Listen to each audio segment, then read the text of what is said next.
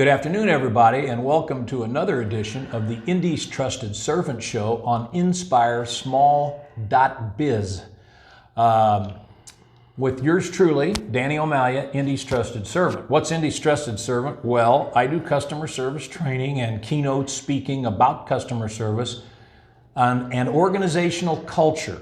The culture drives the service. Why are Chick-fil-A and Nordstrom so much better than everybody else in their industry? And up until the holidays, Southwest Airlines could have been in that category. Well, they had great cultures and somehow they kept them, and that's pretty hard to do.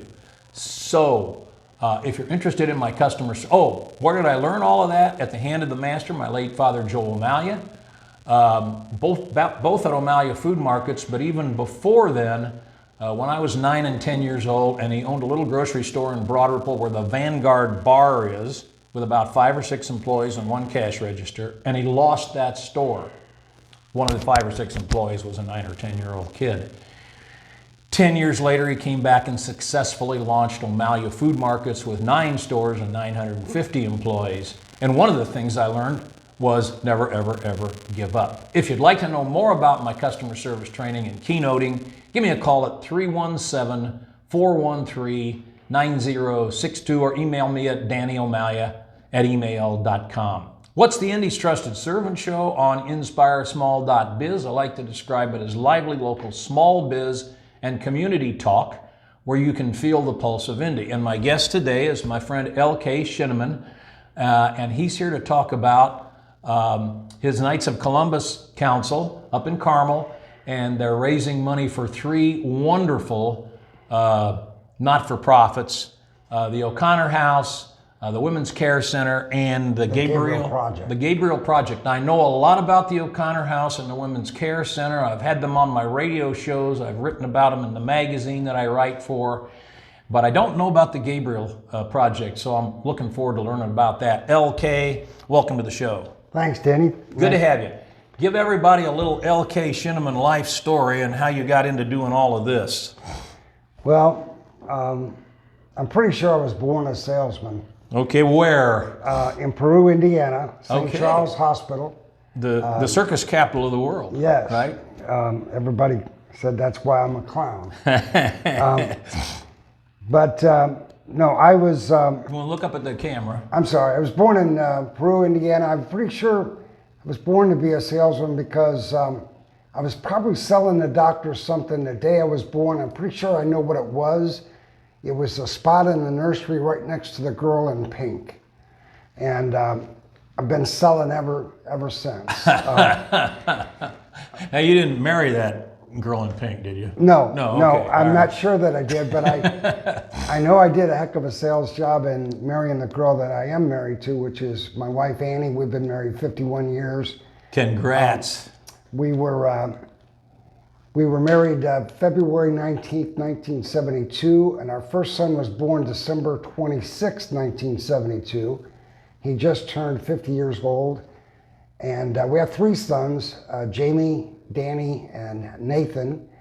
And probably the youngest son is the reason why I'm doing what I'm doing today. But before we get into that, tell us what you've done in the past. Well, I've been pretty much in sales my whole life. Yeah. I started my very first sales job when I graduated from Cecina in 1968. Oh, 3 years behind me, Cathedral 65. In fact, an interesting point, Danny, is that the only time Cecina ever beat Cathedral was 64 through 68 when we had Tim Armour as our quarterback. Our freshman team beat you, our sophomore, junior, and senior teams all beat Cathedral. Well, but that's the only time. I'm an expert on this, right? Let's go to varsity. The overall series, Cathedral 18, Cecina 6. You can look it up. Yes. We haven't played in a long time. Every team tried to beat Cathedral. Yes. So I went 11 years to Catholic school, Holy Spirit on Shadeland Avenue for grade school up through 5th grade. My son-in-law went there. Then we moved out of the city in 1959 to New Ross, Indiana, which is the little country town 11 miles east of Crawfordsville. Okay. On Highway 136.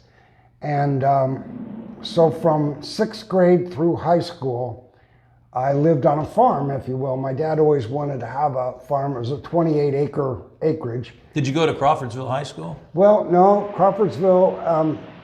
I went to Mace. That was the only year I went to a non-Catholic school, was Mace at 6th grade.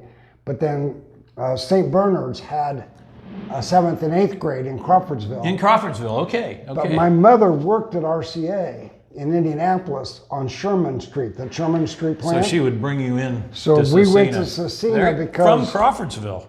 From Crawfordsville every day. Wow, what a sacrifice. Well, really.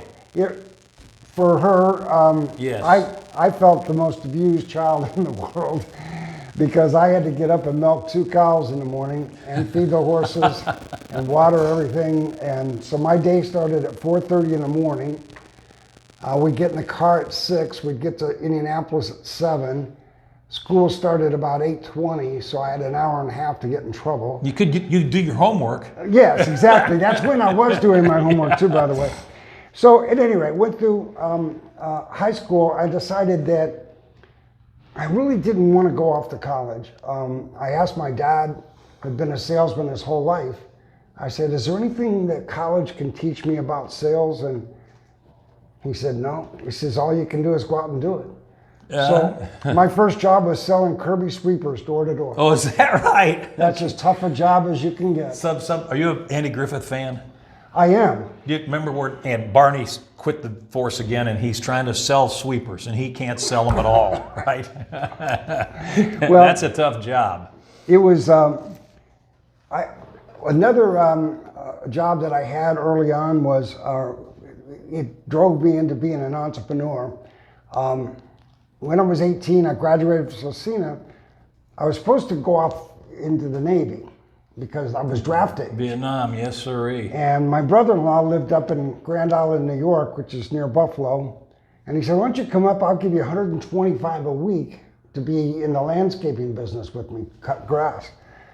And the most money I'd ever heard of or seen. A lot of in my money life. back then. Yeah. So naturally, I just blew off going in the Navy, and I went up to New York and became a landscaper. I worked. What I realized is I never wanted to be a landscaper for the rest of my life. It's only one way to find out, Yeah. right?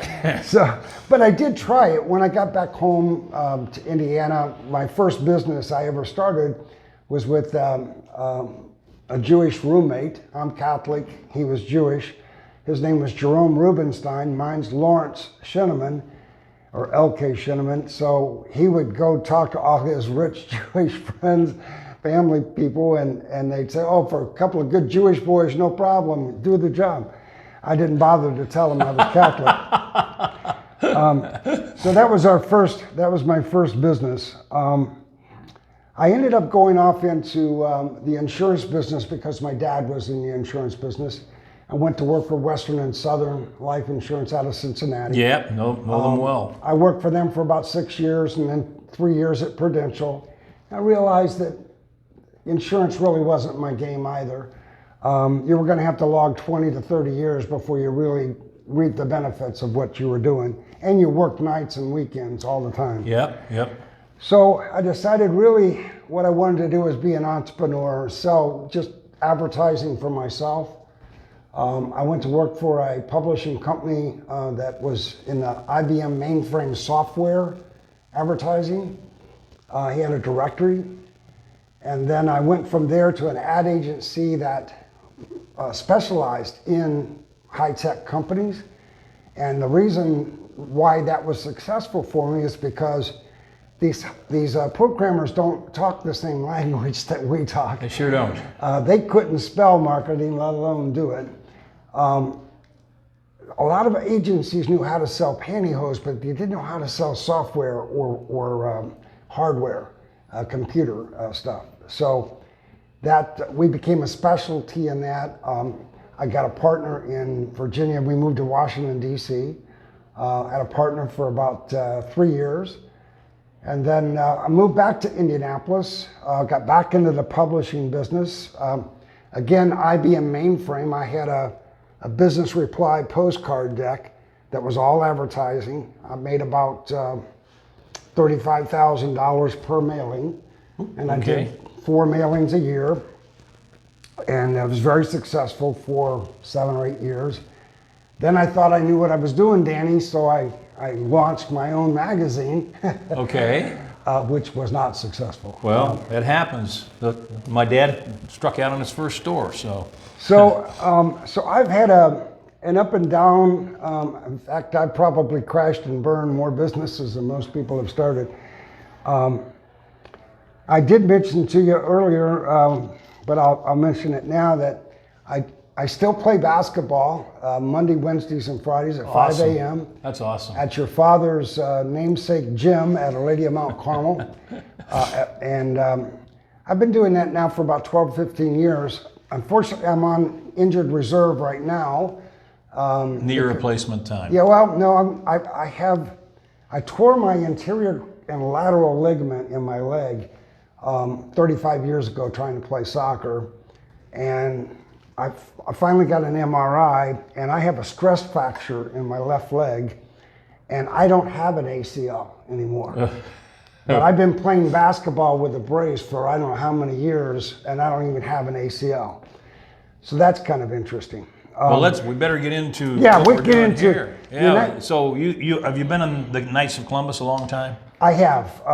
I think I joined back in '77 Okay. at 71st Street in Keystone. The big one, yeah. When we lived in Indianapolis. Yep. I wasn't active for most of those years till I moved back to Indianapolis and Carmel. So probably about 12, maybe 15 years now. And you call it the Carmel Westfield? It is it's Council 11044. Okay. It's KFC 11044.org. Okay. That's the council. And that has led you to this. Well, I've closed it. My wife Annie retired from being a financial controller for Brentwick Development, who did the Village of West Clay. Okay. George and Tom. Yep. She was a financial controller for them for 35 years. She finally retired a year ago, and she said, "Okay, it's time for you to retire." And so I've closed down all of my business ventures that I've been working on, and decided maybe it's time to use my sales abilities and my marketing abilities for service for God. I am very faith-filled, and one of the promises I made about my third son, when he was only 2.5 pounds. Was he a preemie? He was a preemie, Yeah, 3 months yep. early, 2 pounds, ½ ounce. I made every promise under the sun to God that I didn't keep any of. And then You're finally, keeping one of them here. this is the one I'm going to keep, which is that I would fight for the unborn until the day I die. So the name of the organization is called Unite with the number 4Life.us. That's the website address. But Unite4Life with the tagline beginning to end. And what that means is, as a people, and when we started America, we had the Declaration of Independence, and it said, you have the right to life, liberty, and the pursuit of happiness. Well, my friends, without life, the other two aren't possible. So I'll get into another question that I like to ask. Why is it that our society, with the medical community leading the way, will do everything in their power, including operating on a baby in the womb, to save a baby that's wanted, and everything in their power to kill a baby that's unwanted? Can't we pray that every baby be wanted? Which leads us to raising money for these fine organizations. So Unite4Life has just two goals. One is to raise as much money as possible for mothers-to-be support organizations like the Women's Care Center, the O'Connor House, and the Gabriel Project, just to name three. Let's talk about each of those organizations quickly. The Women's Care Center, I love their story. They're right next to Planned Parenthood. They are. Planned Parenthood has built a fence, right? But they help women decide for life. They give free ultrasounds, okay? Free ultrasounds. And it's been proven that when a woman gets an ultrasound, she's more likely to keep the baby. But they also do counseling. They help the mother-to-be and the mother find work and other things. All kinds of right? options, like education, continued education, Yep. employment opportunities, transportation, housing, counseling, as you said.